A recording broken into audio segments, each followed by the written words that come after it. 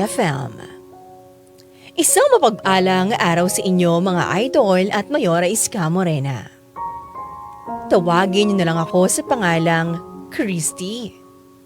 25 years old, tiga Mandaluyong City. Isa ako sa mga avid listener ng inyong programa na matagal nang nangangarap na mapabilang ang kwento ko sa mga storyang ibinabahagi sa inyo. At nang maisip ko na baka sakaling makapagbigay ng magandang aral ang kwento ko sa mga nakikinig, Mayora, hindi na ako nagdalawang isip na magsulat ng liham. Lumaki ako sa isang marangyang pamilya. Parehong may magandang trabaho si Mama Susan at Papa Lorenzo ko. Dalawa lang kaming magkapatid. Ako at ang ate Mayla ko. Kahit na wala naman kaming problema sa buhay bilang pamilya, ako meron. Dahil sa dalawa lang kaming magkapatid at hindi naman ganoon nagkakalayo ang aming edad ni Ate Mayla, hindi tuloy maiwasan na maikumpara kami sa isa't isa. At sa tuwing nangyayari yun, Mayora, ako ang palaging talo. Congratulations anak, sa wakas nakapagtapos ka na ng kolehiyo. Thank you po, Mama. Oh Christy, hindi dahil graduate ka na okay na ha. Magaan na yung buhay. Ngayon pa lang mag-uumpisa yung lahat ng hirap. Kaya dapat, ihanda mo na yung sarili mo. Hindi mo na pwedeng gawin yung mga ginagawa mo nung nag-aaral ka pa lang. Responsibilidad mo na ngayon yung buhay mo. Ikaw talaga Han, celebration naman ng anak mo. Hanggang ngayon pa rin ba naka-sermon mode ka pa rin? Oo nga pa. Dapat happy-happy lang tayo ngayon. Eh, iba yung sermon sa pagpapaalala. Pero syempre, proud din naman ako sa'yo dahil sa wakas, natapos mo na rin yung kurso mo. Kahit paano, tumulad ka sa Ate Mayla mo. Nagsipag sa pag-aaral. Pero pa, ano po bang regalo niyo sa akin ngayon? Ay, oo nga pala. Ay, hindi kami nakapaganda ng papa mo at marami kaming ginagawa. Ano bang gusto mo? Syempre gusto ko yung kasing mahal ng regalo niyo po kay Ate Mayla. Gusto mo rin ng bagong cellphone? Oo naman. Wala ka namang ikaw lang, 'di ba? Dapat ako rin. Gusto ko yung pinaka-latest para naman maganda. 'Di ba, Mama? Wala sa budget namin yan ngayon. Kaya, pasensya ka na anak ha. Bigyan ka na lang namin ng pang-shopping mo. Yung mga damit na magagamit mo sa magiging trabaho mo, mas pasok sa budget yun. Oo nga anak, yun na lang ha? Sige po. Oo nga pala, ngayon gagraduate ka na, ano palang balak mo? May naiisip ka na ba kung saan ka magtatrabaho? Naisip ko po sa... Doon ka na lang sa pinapasukan ni Mayla. Total naman pareho kayo ng kursong tinapos. Pwede kanyang matulungan doon. Oo Christy. Doon ka na lang sa amin. Tamang-tama. May opening yung department namin. Pwede kitang i-recommenda. Eh yun naman pala eh. Doon ka na lang anak ha. Magkasama pa kayo ng kapatid mo. Pero po... Myla, binalita sa akin ng tita Estela mo na maganda raw yung job performance mo. Galing na galing sa'yo yung supervisor nyo. Si tita talaga oh. Bida-bida talaga kahit kailan to. Siya naman tong laging magaling. Kaya ikaw Christy, kayahin mo tong ate mo ha. Dapat pinagsasabay ang galing at sipag. Hindi pwedeng magaling ka lang. Dapat tineternohan mo rin ang sipag. Pero dapat rin na tuloy-tuloy yung sipag. Yan pa naman yung hirap sa'yo. Sa una ka lang magaling. Mabilis ka sumuko. Mabilis ka mapagod. Talagang walang mangyayari niyan sa'yo. Opo, Papa. As always, kailangan maging katulad ni Ate Mayla. Gets ko po. Oh, tama na yan, tama na. Kumain na muna tayo. Mayora Iska Morena, bata pa lang ako, palagi na ako nakukumpara kay Ate Mayla. Lalo na ng mga magulang namin. Aminado naman ako na malaki talaga ang pagkakaiba naming magkapatid. Kung ano ang kinatino at kinagaling ni Ate Mayla sa lahat ng bagay, ganun naman ang ikinapasaway ko. Mahilig ako mag-cutting class noon. At minsan, nagbibigay ako ng mga mababang grado kina mama at papa. Kaya ang ending, si ate ang busog na busog sa papuri, habang ako naman busog sa sermon. Pero mayora nang tumungtong na ako ng college, ginawa ko ang lahat para maging proud sa akin ng aking mga magulang. Nag-aral ako na mabuti. At yung mga pagkakataon na napapasama ako sa Dean's Lister sa aming eskwelahan. Kaya lang, sa huli, si Ate Myla pa rin ang bida kahit ako naman ang sentro sa eksena. O tapos, buong pag-uusapan namin, siya lang ang naging bida. Gustong-gusto kong sabihin na, Ma! Pa! Hello! Ako naman po yung graduate ngayon. Ako po dapat ang bida. At ito namang si ate. Tuwang-tuwa dahil siya na naman yung binigyan ng puri. Bida-bida talaga. Parating pa main character. Hindi ko rin naman masisisi ang magulang mo kung ganyan sila kay Ate Myla. Alam mo kasi, parati kayang sakit ka sa ulo. Habang ang ate mo, sobrang bait at masunurin. Kung hindi nga lang tayo close, hindi ko isiping magkapatid kayo eh. Ang layo nyo kaya sa isa't isa. Ah, ganon. Oo! Kanino ka ba kampe, ha? Sa kanila ba? O sa akin? Kung sa kanila, edi doon ka na. Hindi na tayo friends, doon ka na. Ito naman, nagbibiro lang yung tao. Masyado kang patola. Kasi hindi ka nakakatuwa. Alam mo naman na noon pa lang kumukulo na talaga yung dugo ko sa ate kong yan eh. Ay, kung may chance lang talagang magpalit ng kapatid, ako na lang yung unang pumila. Ay, si OA talaga. Kasi nga seryoso ako. Kaya ngayong graduate na ako, siguradong maiintindihan naman na ako ang dapat masunod. Dun sa kompetisyon naming dalawa. Kung dati, bida kung sino ang mas mataas ang grades. Kung sino ang mas maganda ang posisyon sa kumpanya. Hindi kasi, Bes. Bago mo isipin yan, eto. Maghanap ka muna ng mapapasukan. Ano pang balak mo? Mag-a-apply ka ba doon sa pinagtatrabahuan ng ate mo? Instant trabaho agad yun. Isipin mo, dalawa agad ang backup mo doon.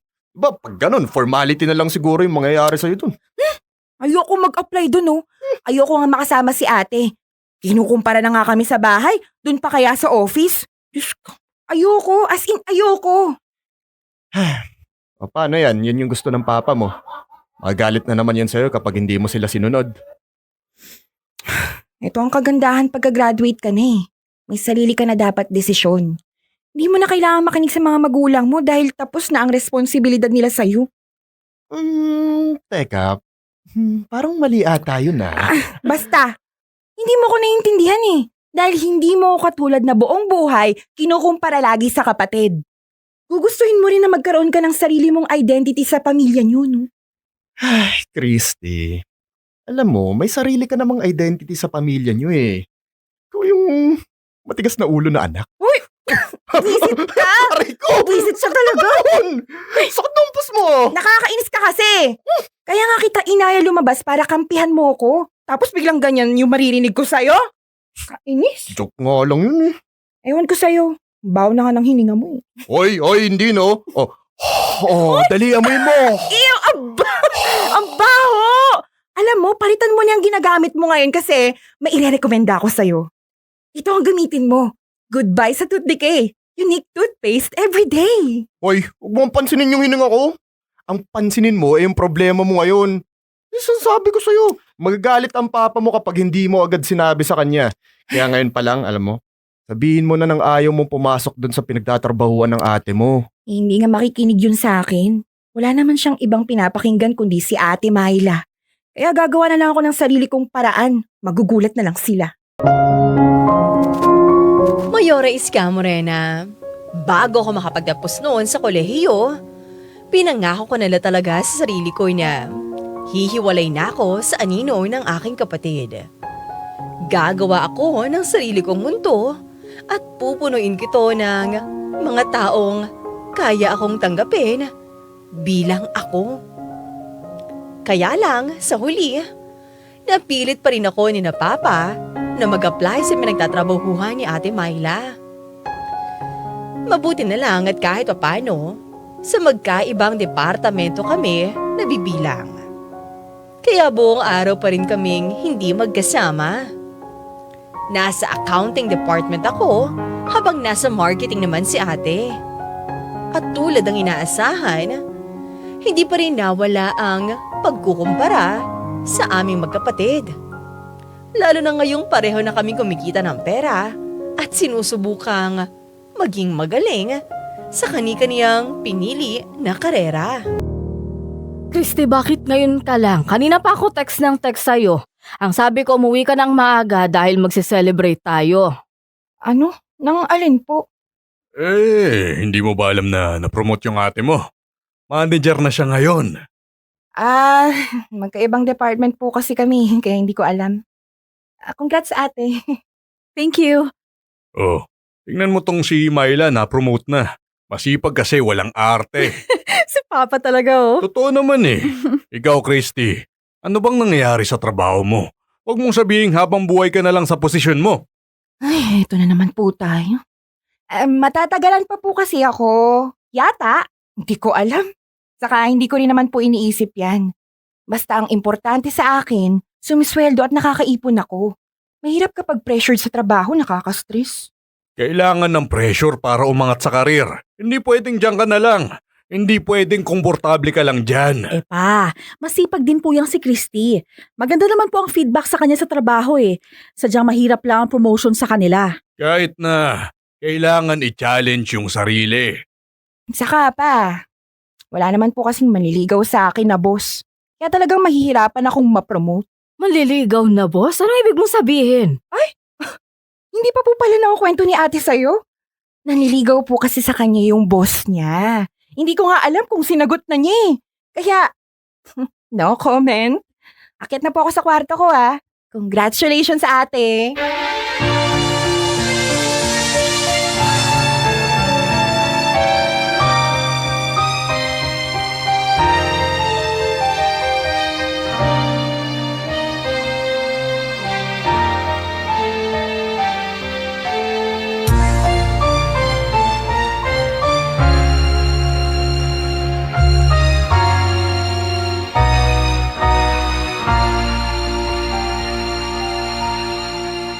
Christy, ano yung sinabi mo kanina sa baba?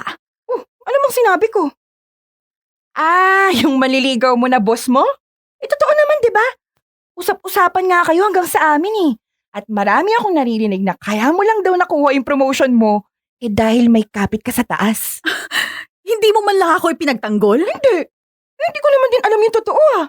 At saka, hindi ko rin alam kaya hindi na ako nagsalita. Christy, alam mong pinaghirapan ko ang lahat ng nangyayari sa akin ngayon. Actually, hindi ko nga talaga alam.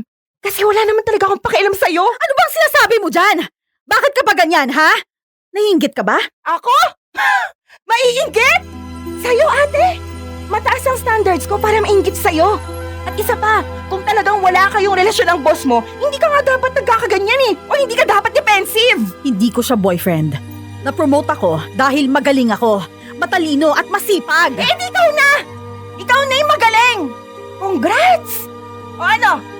Ano ate? Okay ka na? Kaya pwede ka bang lumabas sa kwarto ko? Alam mo kung anong mahirap sa'yo, ha? Hindi ka marunong maging masaya para sa akin. Hindi ako ang problema rito. Ikaw, yung ugali mo.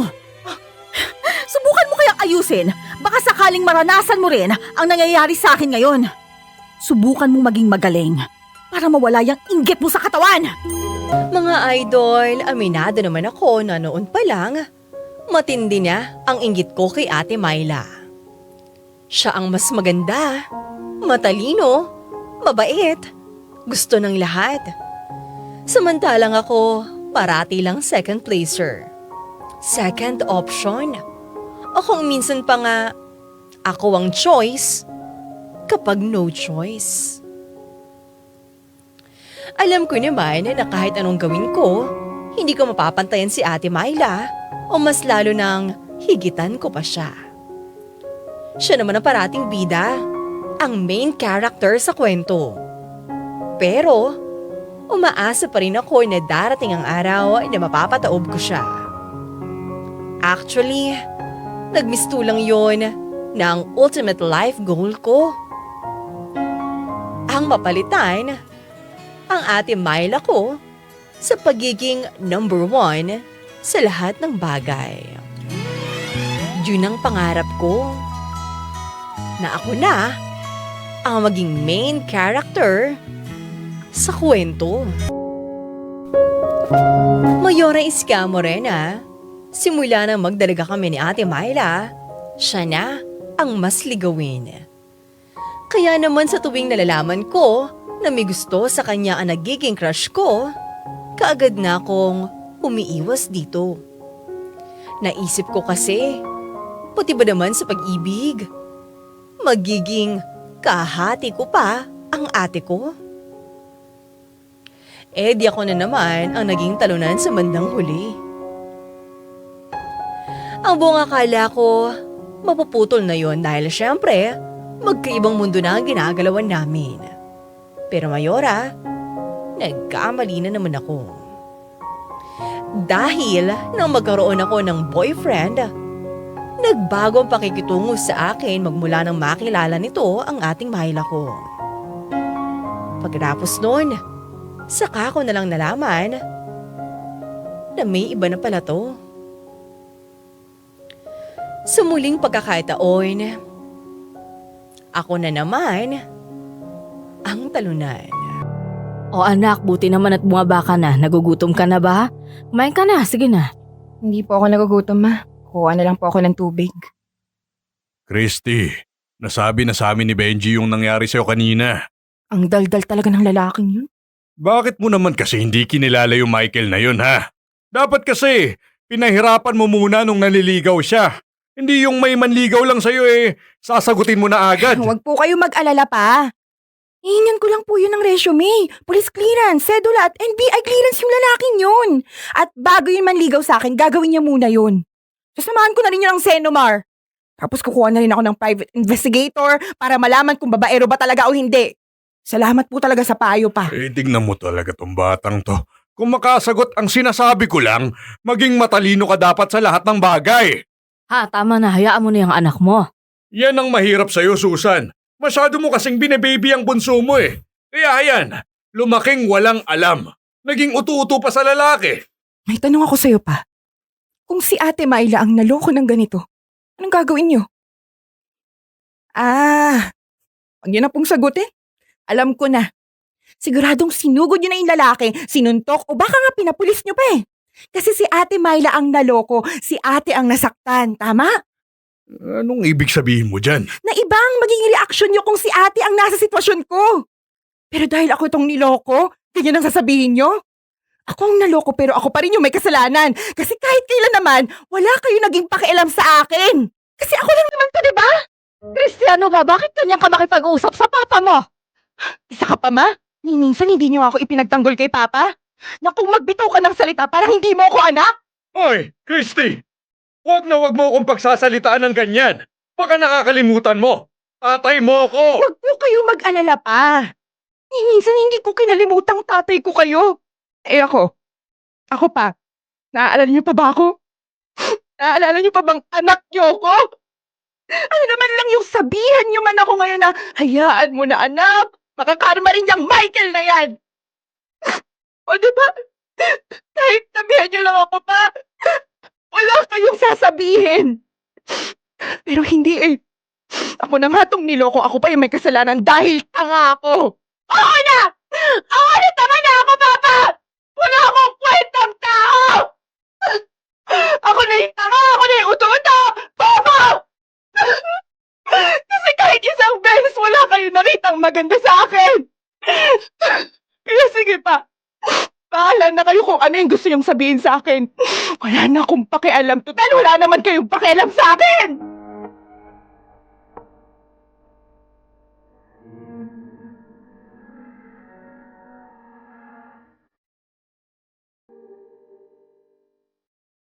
Mayora Iska Morena, yun ang unang pagkakataon na naglabas ako ng totoong nararamdaman ko sa aking mga magulang. Yun ang unang beses na nagpakita ako ng kahinaan ko sa kanila. Hindi na kasi kaya ng puso ko ang tindi ng sakit na niloko na nga, nakakaikumpara pa sa karibal mo. Halos ilang araw din ako nagkulong noon sa kwarto at nawala ng gana sa lahat ng bagay. Pakiramdam ko noon, nawalan na ako ng kakampi sa buhay. walang nakakaintindi. Walang tunay na nagmamahal. Christy, bumangon ka na. Kanina ka pang umaga nakahilata. Bakit ba? Day off ko naman ngayon Kaya nga, sinasayang mo lang ang day off mo. Saka bakit ka ba nakahilata lang dyan? Inaaya ka raw ni Benji na lumabas pero ayaw mo. Tinatamad ako Alam mo, kung parati kang ganyan dahil sa nalaman mo kay Michael, walang mangyayari sa'yo. Ipakita mo sa kanya na hindi siya kawalan sa'yo. Kaya bumangon ka na at aalis tayo. Saan naman tayo pupunta? Magpa-party. Ayoko. Sige na, sumama ka na sa akin. Wala naman tayong pasok bukas kaya okay lang na magpakasaya tayo. Ako nang pipili ng susuotin mo ha. Oh, tumayo ka na't maligo. Mag-aayos pa tayong dalawa. Traffic pa sa daan. Bilisan mo na dyan, Christy. Uy, Christy, ano? Kumilos ka na, bilis na. Ayoko nga sabi. Bakit ba ang kulit mo? Kinukulit kitang lumabas ng bahay dahil nagmumukmuk ka rito sa loob ng kwarto mo. At ang dahilan kung bakit ka ganyan, dahil sa isang walang kwentang lalaki. Kaya bumangon ka na. Ayoko.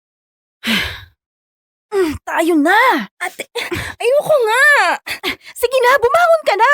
Ano ba? Sinabi ko nga sa'yo, di ba? Ayoko. Kung gusto mong umalis, edi umalis ka. Huwag mo akong idamay. My God, Christy! Sobra ka ba talaga na in love sa Michael na yon, ha? Sinasayang mo lang ang bawat araw mo dahil lang sa kanya. Ano kapag nalaman niyang ganyan ka? E di ngingiting demonyo yon dahil iisipin niyang patay na patay ka sa kanya. Eh di yun yung isipin niya. Wala akong pakialam doon. Kaya ikaw ate, wag mo na rin akong pakialaman. Bakit ko naman gagawin yon, ha? Kapatid kita, Christy. Natural na concerned ako sa'yo. Kapatid, concerned. Sino nga niniwala sa'yo? Tayong dalawa lang nga nandito kaya pwede ba huwag ka maging plastic? Hindi na talaga kita naiintindihan, Christy. Ano bang problema mo, ha? Gusto mong malaman yung problema ko sa'yo? Ikaw! Ikaw ang problema ko. Sa lahat na lang kasi ng bagay, ikaw ang bida.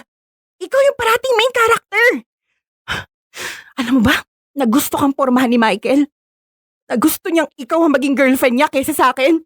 Dahil mas maganda ka raw, mas matalino, mas masaya kasama. Ayan, ikaw na naman ang nalalamang, ikaw na naman yung bida. Kasalanan ko ba na gano'n ang tingin niya sa akin? At anong pakialam ko sa kanya?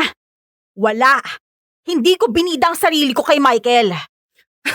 Talaga? Sa bagay, hindi mo naman talaga sinasadya na ibida ang sarili mo dahil natural na sa'yo maging bida-bida. Ano bang problema mo sa akin, ha? Ano bang ginawa ko sa'yo? Sa pagkakatanda ko kasi, wala naman Pero kung pagsalitaan mo ako, parang inagaw ko lahat sa'yo. Inagaw mo lahat ng sa akin! Atensyon ng lahat ng tao, pati yung magulang natin! Hindi mo alam ang pakiramdam ng kada kilos mo. Ikukumpara ka sa kapatid mo. Ginagawa ko ang lahat para pumantay sa galing mo, ate, pero ikaw pa rin ang nakikita nila. Bakit si Myla mabait? Bakit si Myla ang taas ng grades? Bakit ganyan lang yung sayo? Bakit si Myla ganito, ikaw ganyan? Parati na lang, Myla! Myla!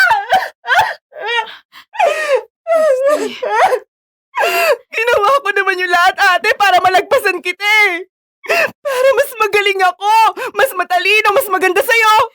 Pero wala Di kalahati ng galing mo, hindi ko maabot kasi sa tuwing akala ko nauunahan na kita, may gagawin ka na mas maganda kasi gusto mo pinupuri ka ng iba. Tapos ako ano? Wala?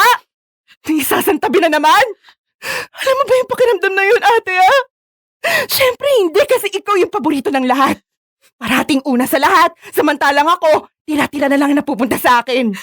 Christy, hindi totoo yan. Totoo yun, ate!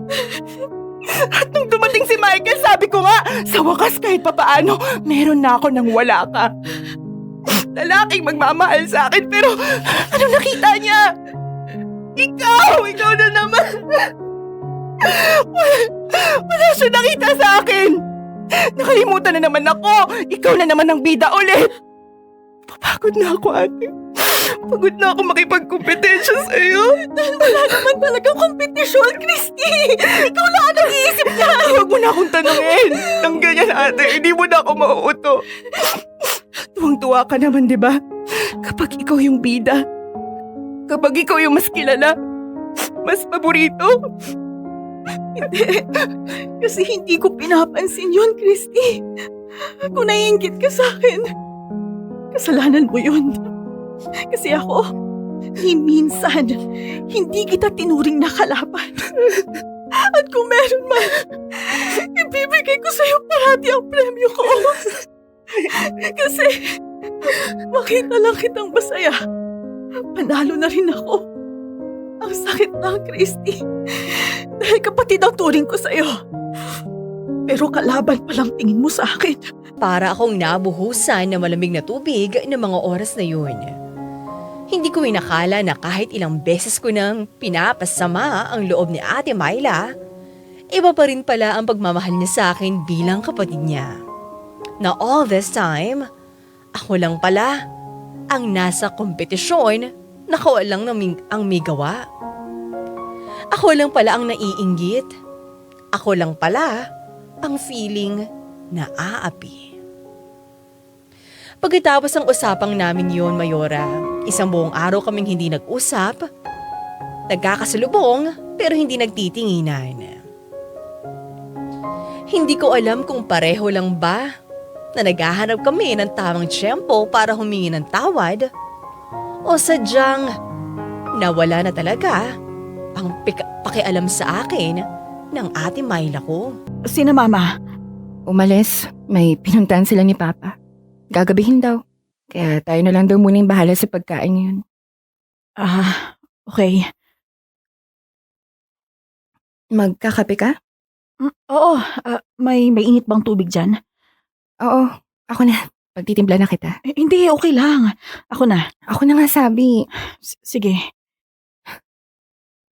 Oh. Thank you. Akyat na ako Ate. Hmm? Wala pala. Wala talaga? Oo, sige. Akit ka na. Sige. Mag-order na lang tayo ng makakain mamaya ha. Ako nang bahala. Sige. Basta may fried chicken. Okay. Akyat na ako. Sandali. Bakit? Wala pala. Ate, anong ginagawa mo? Sino yayakapin mo? Ikaw? Ako? Oo. Ayaw mo ng yakap? Ay naku, ang arte. Ako na nga. Ate. Sus, ang bunso kong kapatid kung ano ay ikinatapang at ikinataray.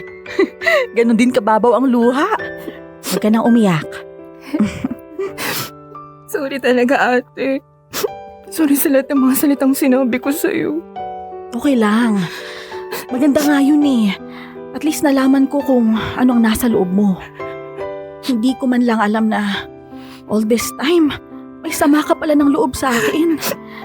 Akala ko okay tayo, pero hindi pala. Nasagot lahat ng tanong ko, Christy. Sorry talaga, ate. Alam kong ako ang nasa mali. Dapat hindi ako naiinggit sa'yo kasi magkapatid tayo eh. Dapat magkakampi tayo. Hayaan mo na yun. Kalimutan na natin ang mga nangyari, okay? Ang gusto ko lang, tandaan mo na mahal kita. Walang kompetensya sa pagitan nating dalawa. Wala tayong pinag-aagawang premyo. Kakampi mo ko, Christy. At bilang ate mo, kahit anong mangyari, ako ang poprotekta sa'yo. Salamat, ate. Wala yun. Basta, babawi ka sa akin, ha? Promise, ate. Hindi na kita susungitan ng madalas. Naku, humirit pa talaga eh. Gusto mo, sa labas na lang tayo kumain? Sige. Tapos, pupunta rin tayo sa nice salon. Sige. Tara na. Tara. Ate, mahal na mahal kita. Sa isang iglap, naging maayos ang samahan naming magkapatid. Nawala sa puso ko ang inggit at selos kay ate. Na-realize ko kasi na panay ang hanap ko ng kakampi sa labas ng bahay, pero ang taong makakaintindi pala ng pinagdaraanan ko ay ang kapatid ko. At simula noon, parang naging mag-best friend na kami ni Ate Myla. Naging magkakampi kami sa lahat ng bagay. Bumawi ako sa kanya bilang kapalit ng lahat ng ginawa ko para masaktan siya noon. Natutunan ko, Mayora, na mali palang gawin, nakakumpetensya ang kapatid mo. Sa halip, mas maiging gawin mo itong kakampi dahil sa huli, kayo rin naman ang magdadamayan sa bawat problemang darating sa inyong dalawa. Maraming salamat sa pakikinig ng aking kwento, mga idol at Mayora Iska Morena. Sana nakapagbigay ako ng aral at inspirasyon sa inyong lahat. Hanggang sa muli, nagmamahal, Christy.